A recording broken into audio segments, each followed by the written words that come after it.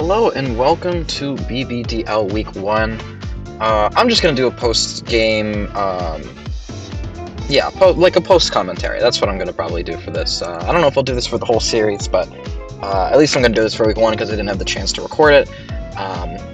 My schedule is usually all over the place, so I'm not always sure when I'll be able to live record it, but yeah, this is Week 1. My opponent was Fishy, 21.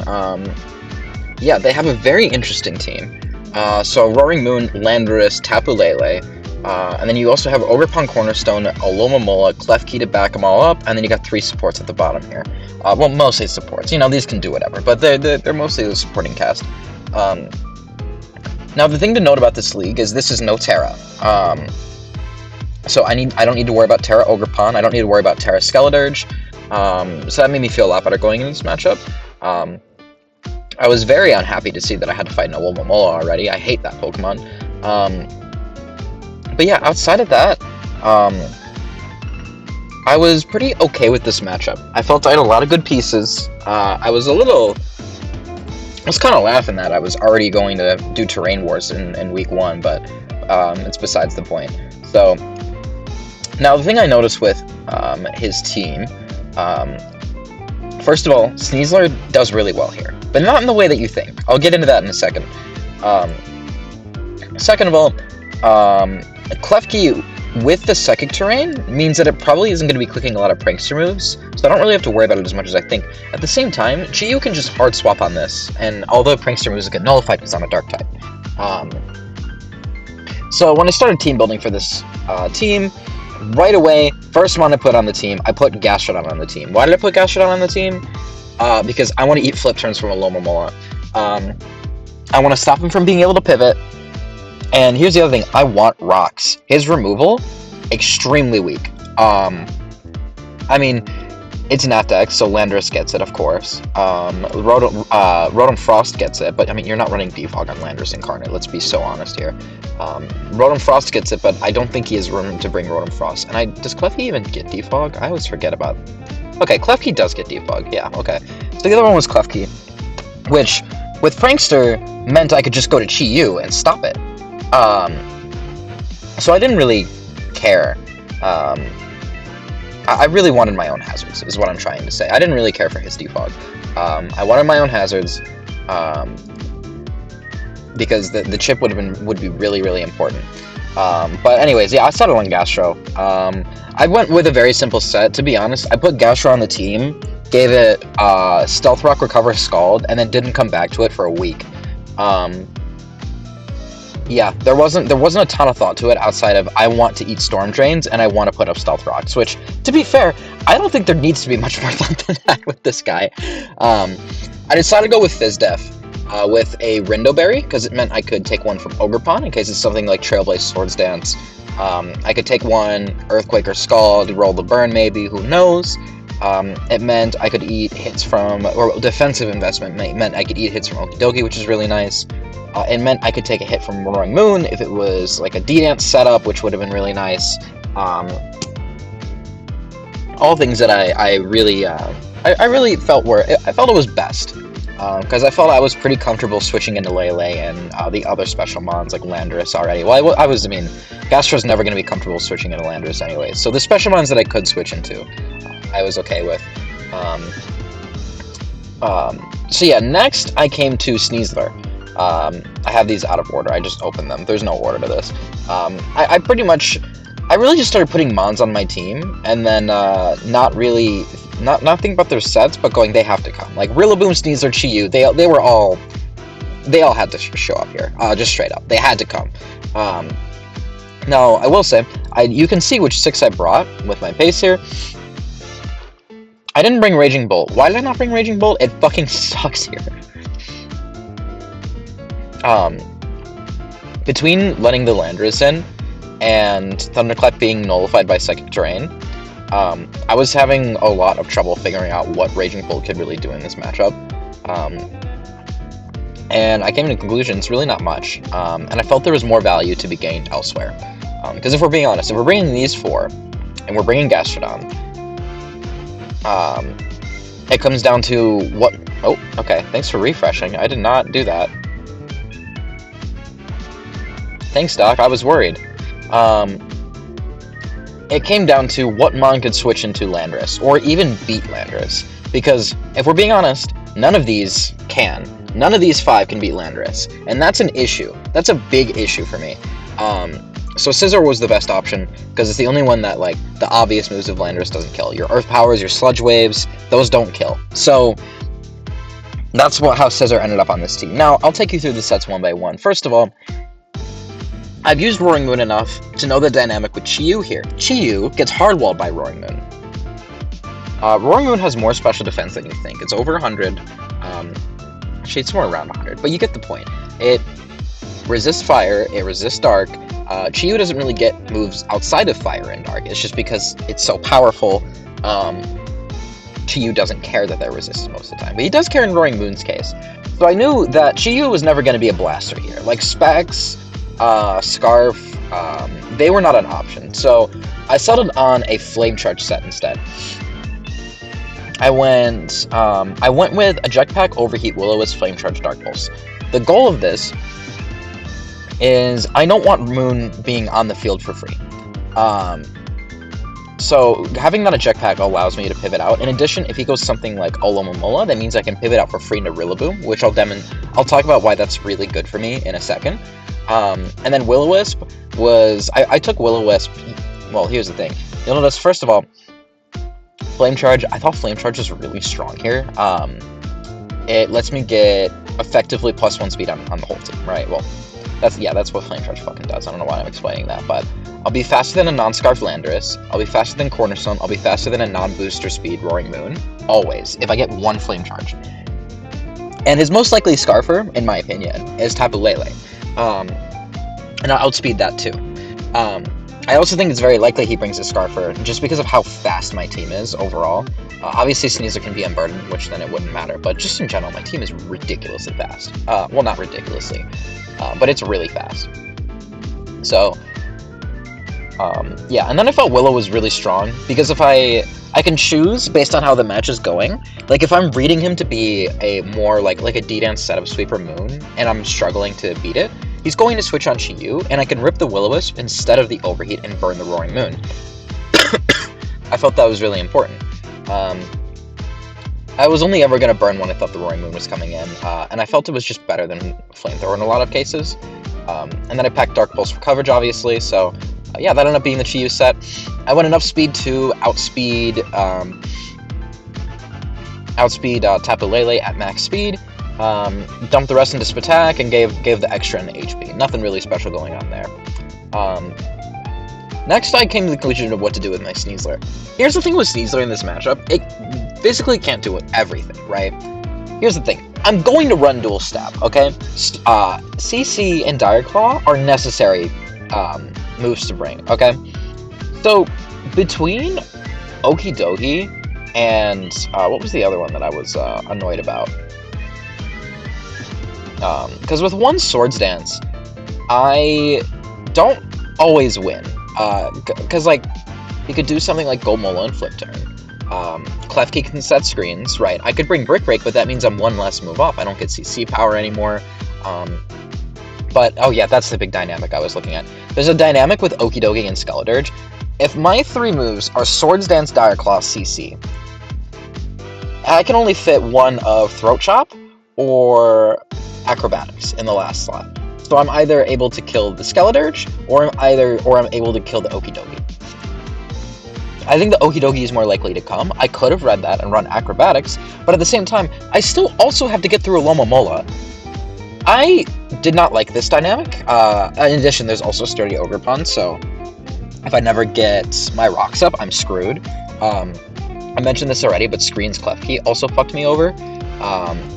If Psychic Terrain doesn't go up, he can also T-Wave paralyze me, and then outspeed with something like Scarf Lele. Scarf Lando too, though I don't think Scarf Lando is very likely. I think he's more likely to switch moves. I mean, this is a post-game, you know, I know what he brought, but I felt in prep he was most likely to be, like, just Life Orb with setup. So instead I decided on Lead Sneasler. Let me just get these ordered. Lead Sneasler. I'm Fake Out, Dire Claw, CC, Toxic Spikes. I'm a very strange set, and then just max speed, max attack. Nothing special there. Why am I this set? Well, here's the thing, right? Fake Out means I can break Ogerpon Sturdy and then CC at the next turn. So that means I beat lead that. If it's lead Lele, I Dire Claw and kill. If he's like Scarf Lele and leads it, thinking he could maybe just get a kill, even though that's a terrible lead, because what if I just lead Boom? But if he does, then my Focus Sash gets broken, I click Dire Claw, and it dies, right? If he doesn't bring the Okie Dokie, I'm putting T-Spikes up. They're all going up. Because again, he doesn't have removal, or at least not strong removal, I should say. And then if somehow things go wrong, I could always just fucking start ripping Dire Claw and start trying to put things to sleep. I felt Lead Sneasler was just over. If I played 1,000 games of this, Lead Sneasler was going to be a better case than Sweeper Sneasler. But that's just my opinion, right? But that's what I was thinking in prep. I have to be max speed to outspeed Moon. I can't even like go aggressive speed creeps versus Moon, because if it's like proto speed or something, it's going to be max speed. So there's no creeping it. Yeah. But if I'm running Lead Sneasler, we already know Chiyu's not sweeping. That means that one of my sweepers is one of these three, right? So I'll go through them one at a time. First of all, Rillaboom is my sweeper. I am no Grassy Glide with Trailblaze, Bullet Seed, Loaded Dice, and then Swords Dance High Horsepower. This is a strange set, I'll give it up, but here's the thing, right? Grassy Glide is not real when he is atop of Lele. And nor does Grassy Glide do like anything to Alomomola. So I felt, okay, I gotta think outside the box here. I can't get priority, but I can get speed with Trailblaze. So that's what I did. I put Trailblaze on it, I put Swords Dance because I need attack. I felt overall, everything that, well, here's the other thing too. Everything that resists Bullet Seed was dying to high horsepower, except the Roaring Moon, which forcing out the Roaring Moon at all was really good for me. So I was okay with that. But in front of the Klefki, I can click high horsepower. In front of the Okie Dokie, I can click high horsepower. Same with Mr. Skeledirge here. The only one is Rotom Frost, who again, I just don't think is coming. Mostly because it's a terrible mod, but you didn't hear that from me. But you might be thinking, why you're not just Woodhammer? If I'm running Woodhammer, I'm taking 1 trillion from the Alomomola, so it's better to run Bullet Seed. Shoutouts to Sableye for coming up with this strategy when he fought a Mola in Red Cord. But yeah, this was better, because otherwise I'm taking so much damage from Woodhammer Recoil, and I don't really have a move better than that. I mean, I guess I get Drum Beating, but I preferred, if I'm already running Trailblaze, I figured this is just better. Finally, my EVs are weird. I'm enough speed that with 1 Trailblaze, I outspeed any non-Scarfer. I think I even outspeed... Did I outspeed any Scarfers? No, because all the Scarfers were above me anyways, so I outspeed any non-Scarfer with this amount of speed. And then, since I'm effectively Double Dance, yeah, I'm Stab Trailblaze, but it really is not doing that much, especially if Lele comes out and takes my terrain away. Since I'm effectively Double Dance, I decided to dump the rest into Bulk, and then spare it into attack instead of the other way around. This lets me take hits way better, which was really nice, but also it gives me a much easier time of setting up. Because with 1 Trailblaze and Swords Dance, I can pretty much run through the whole team. Oh, that was the other thing too. Bullet Seed means I break Ogerpon Sturdy, so I don't even have to like worry about that, which was really nice. Adamrus was really standard. I put Scarf on it. It means I outspeed any Scarfers. The only thing I don't outspeed is Roaring Moon, which the best he can hit me with is Iron Head, which I believe I live anyways, and then I can just kill with Moonblast. I sped crept whatever was the next fastest thing down, which was Lando, and then I dumped the rest into HP while putting my 252 in this attack. Moonblast Earth Power Psychic hit everything that I needed to hit, and then H-Wish was just in case I needed to clutch out and heal something in the back, because H-Wish is a broken move. So finally we come to Scizor, which was the last one I didn't know what to do with. I was really struggling in prep. What do I do about Landorus? So I settled on this. Yeah. So I'm Spatak invested with HP Ice, because yes, that is legal. With Technician, this means I OHKO every single Landorus that isn't like max HP. Yeah. Besides that, I'm in HP and Spadef with a Roost, Bullet Punch, U-Turn, and yet the expert belt I need for the HP ice damage. Now, you might be wondering why I am Bullet Punch when there's a Psychic Terrain mon. It's because this Scizor was not doing anything outside of beating the Lando. I genuinely was never going to send it out unless it was to beat the Lando. The reason for that, well, the reason for that is because it sweeps my team. There's no reason for that. But that means that Bullet Punch still has a very good use. Because say he's like Yashi Berry or something, well, I guess it wouldn't matter that much, but if he's Yashi Berry, let's say I get chipped somehow, if my rocks are already up, something else on my team gets a hit, something like that, Bullet Punch, because he's flying, Psychic Terrain doesn't matter, I can still Bullet Punch it. And on the Lele, U-turning still isn't bad. Like, I don't need to kill the Lele. I don't need to stay in and kill the Lele, especially because Hidden Power is still legal and HP Fire is on the table. So yeah, that was my full team. I probably should have gotten a paste of my full team here, but yeah, that was it. So loading into the battle, we see Okie Dokie, which was just about the only unknown. I figured these other 5 were coming. If we look at our doc here, these first 5 are pretty much too good to not bring into everything, and then the last mon was just whatever their preference was. I thought Klefki might come because I felt screens were pretty nice into me, but it also meant a free switch for Chi-Yu. The only one who isn't a free switch for Chi-Yu out of these is Okie Dokie, so I probably could have called that if I was smarter, but Okie Dokie is here. I'm not super worried about it. I'm going with my plan always. I'm leading Sneasler, and we see Ogerpon, which I already told you what I'm going to do here. I'm going to click Fake Out, I'm going to click CC.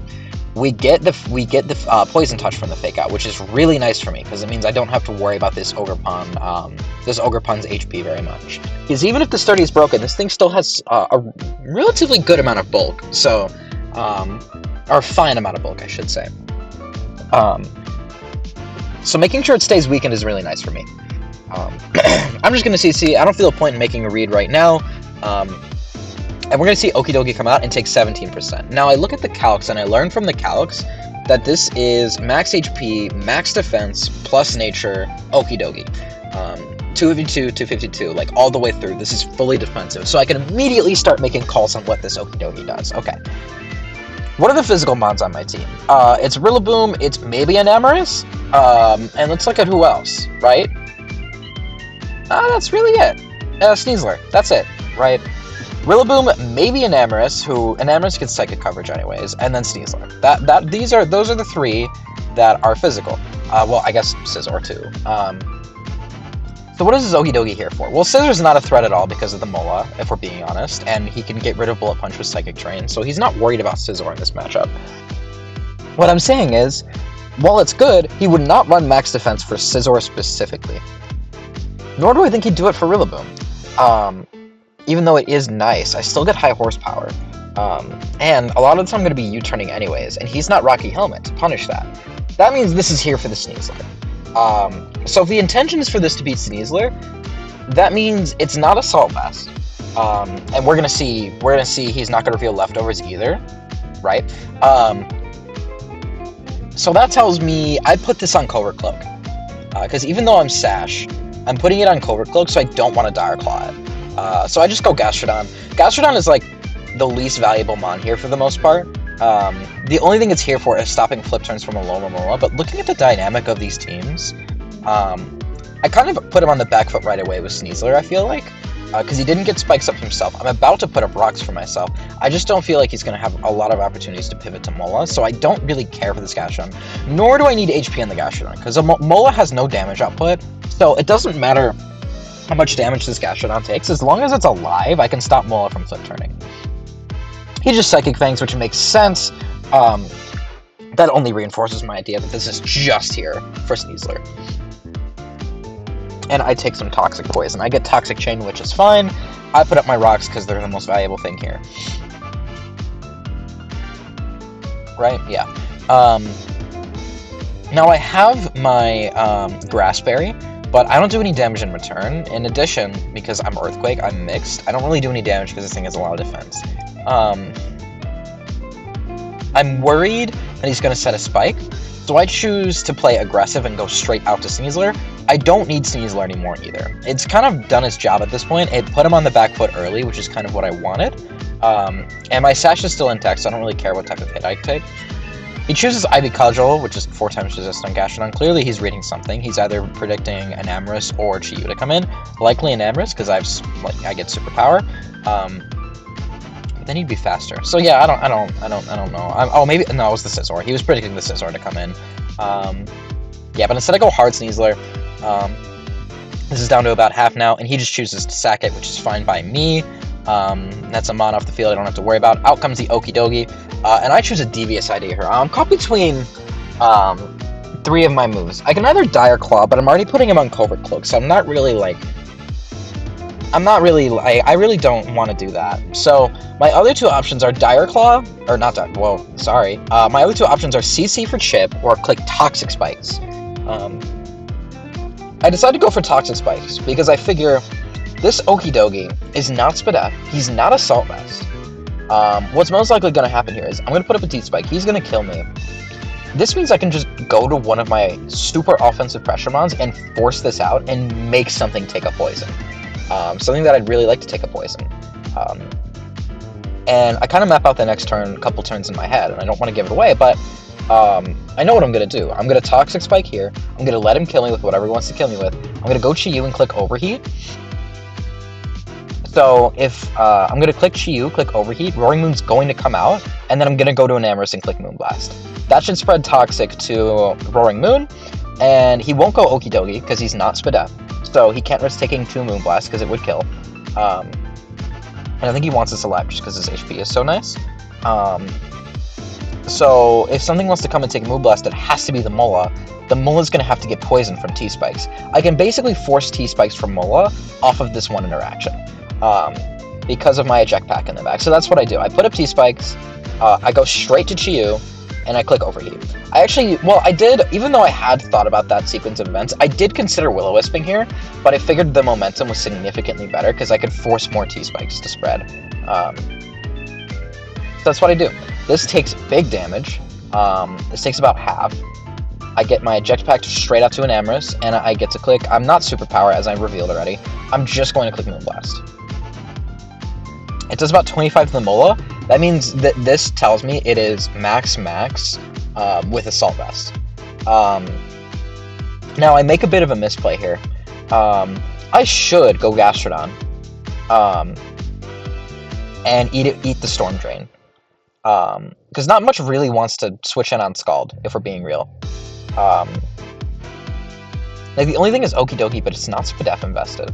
So I guess I would let the Okidogi in, but I still do that anyways. So I think I should have. I think my better play was going Gastrodon, getting my +1 Spatak, and just mashing Scald till I die. In the moment, I had a little lapse in judgment. I went, well, here's the thing, right? I could Moonblast again and get huge damage on this. If we're being honest, my sweeper is Rillaboom. I don't need huge damage on this, right? I really don't at all. So I don't need to Moonblast again. I could have gone Gastrodon instead, but here was the thing in the moment that really was a bit of a blunder. I was worried about Baton Pass. I was worried, what if he's Baton Pass so my Storm Drains don't catch him? How the fuck would he be Baton Pass if I just figured out that he's Assault Vest? What was I thinking? So yeah, I make a bit of a misplay clicking Moonblast a second time. It's not the worst thing in the world. I just think Gastrodon was better overall. But either way, Okidogi comes right back out, so the T-Spike finally goes away. But at that point, the T-Spike has done its job. Mola is poisoned, Roaring Moon is poisoned, and at half off of that Toxic Spike. That's really good for me. I go Gastro because at this point I don't really care about Mola coming in because it's so low, and I know it's not. I know it's Spadef. I choose to Scald here. Now you might be thinking, why did I Scald and not Earthquake? First of all, he's max Fizz-Dev, so Earthquake wasn't doing crazy amounts of damage. But Scald also gives me a chance to burn. That's not what I'm playing for. I'm Scalding because I cannot, for the life of me, let that Landorus in. If that Landorus that Landorus coming in is terrible for me. Awful. No good. I do not want that Landorus coming in for free. So I choose to Scald, just to make sure. Yeah, this sequence was also not great. This is what put me in a bad position, because at this point, I think I'm in the lead, right? Mola is practically dead. Okidogi is fighting for its life. And Roaring Moon is at half and poisoned, right? And Ogerpon is dead. I'm very in the lead. Also, I don't think Lele is really doing much in this matchup. So, I mean, I think I'm very in the lead at this point. But that Landorus can 6-0 my team. If it's something like Double Dance, like Agility, not Agility, Rock Polish, Nasty Plot, I get 6-0'd. So at this point, all I'm thinking is I need to make sure I don't get swept by Landorus. But I think because I'm in the lead, I can make the safe plays. So what I choose after Gastrodon dies here, I have the choice between a couple different guys. I could go Enamorous, but I don't kill from Moonblast, or I don't kill with Moonblast from this range, so I'd have to click Psychic. I don't want to do that because that lets Roaring Moon come in for free, and that could be really bad for me. That gives him momentum if he clicks U-turn. It means he can knock something off. I probably would just go Chi-Yu, and if I get U-turn, then Lando comes in for free, and I'm not happy about that. So because of that, I choose to just go Chi-Yu.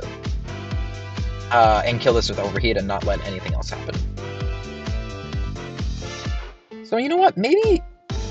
Yeah, okay, yeah, I do think this was better. Because I could have gone Enamorous to force this out.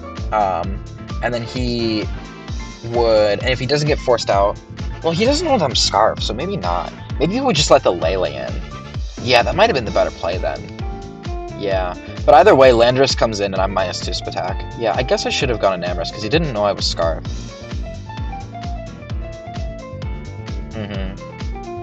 Yeah. Anyways, I know I make another aggressive play here. Well, I don't know if this is exactly aggressive, but with Landorus on the field, right? I know what's getting clicked this turn is either a setup move or Earth Power, right? If he clicks Rock Polish, I'm going to Enamorous so I can deal damage and put it hopefully in range of Bullet Punch. If he clicks Nasty Plot, I'll be faster with Enamorous. I can click Moonblast if he tries to set up a second time in Rock Polish. Basically, no matter what, if I go to Enamorous, I will get a hit off, and Scizor should be able to kill it from that range with Bullet Punch. Should. Maybe. I don't remember the calcs fully, but I think it was close. But I know he's clicking one of... In my opinion, he's clicking one of 3 moves here, right? He's clicking Earth Power, he's clicking Rock Polish, he's clicking Nasty Plot. In my opinion, Enamorous is good on all 3 of those. Because I stop him from clicking the other one, most likely. Or he clicks Earth Power and I get a free switch to Enamorous. He clicks Sub, I have no choice but to break the Sub and die to Sludge Wave. And I send Scizor straight out. Now, the thing with Scizor here is we have a bit of a 50-50. I kind of just spoiled who wins the 50-50, but there's a bit of a 50-50 between... He's either going to switch out, predicting that this Scizor that I've been keeping in the back the entire game has something to be able to beat this Landorus, or he's going to stay in. Again, dude, look at my set. I'm Spatak invested with HP Ice. There's no way he predicts this. So I choose instead just to stay in and click HP Ice. I live the Earth Power pretty nicely. HP Ice comes out and doesn't Oko, but it kills the Landorus. Which, for me, means I should just win. Lele comes out, I'm just going to stay in. I have no reason to be risking damage on these other 2.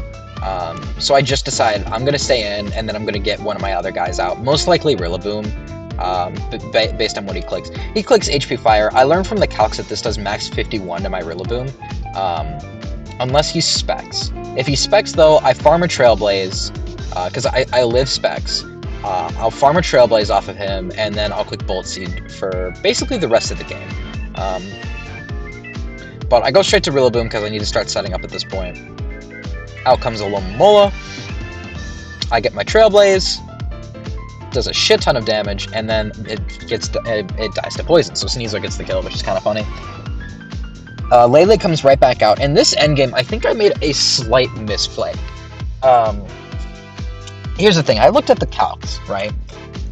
And I know this guy is always clicking Psychic. If he's Scarf, which I don't know if he's not, that HP Fire was a little suspicious to me. It tells me he might be. Well, that HP Fire pretty much tells me he's not Specs, because he wouldn't, if he was Specs, he would have just clicked Psychic, I think, because HP Fire, I mean, yeah, HP Fire hits the Chi-Yu, and Psychic doesn't, but HP Fire is doing all of 3 damage to the Chi-Yu, so that's not the reason he clicked HP Fire, and he didn't click it for coverage, he clicked it to make sure he confirmed the kill, which tells me he's not Specs. I feel like this is Scarf. This is what I thought about in prep. I thought this could be Scarf in prep. I thought Scarf was pretty good into my team. So if I'm putting him on Scarf, that means he's still faster than me. That means he gets 2 hits off, right? I could stay in Trailblaze. Or I could switch to Chi-Yu and click Flame Charge on the Psychic, because I know he's clicking Psychic. If I switch to Chi-Yu and click Flame Charge, he has no choice but to go to Roaring Moon. Stealth Rocks plus Poison plus Flame Charge means he's in range of literally everything. So once Lele comes back out, Chi-Yu should live a hit, and I can just overheat and take the game. Or even Dark Pulse might just kill. I'm not sure. So I could just go to Chi-Yu here, or probably the best play is just to click Trailblaze, because I looked at the calcs, and Bullet Seed does not kill from this range. I need all 5 for Bullet Seed to kill. But instead, I just rip the Bullet Seed. I get 1, 2, 3, 4, 5 big booms. And that just about seals the game. As he's saying in chat, he knows at this point that the Trailblaze is sealing it. I have high horsepower, but I decide not to risk it and just go for the Bullet Seed. I managed to get another 5 big booms. This one didn't matter. This one just, it didn't matter for the game, but it mattered for preserving differential. Yeah, but that seals the game, and even if I didn't get all 5, I mean, I still won. He died to Toxic, or died to Poison. But I think I needed to play that endgame just a little bit better, because while risking, I was going to win no matter what, as soon as Landorus died, I won the game. Just to be perfectly honest. Once that Landorus died, the game was mine. But I almost risked losing another Pokemon, which I did not need to do. I almost made it a 1-0 instead of a 2-0, which I know is nitpicky, but these are the things I'm trying to get better at, and these are the things that will matter if I need to tie break based on differential for playoffs. So it's good to start looking now. It's good to notice that, at least in my opinion. And yeah, but that's about it for this week. We ended up discussing a lot. Turns out he wasn't Covert Cloak on his Okie Dokie. Fake Out Sneeze really pushed him back.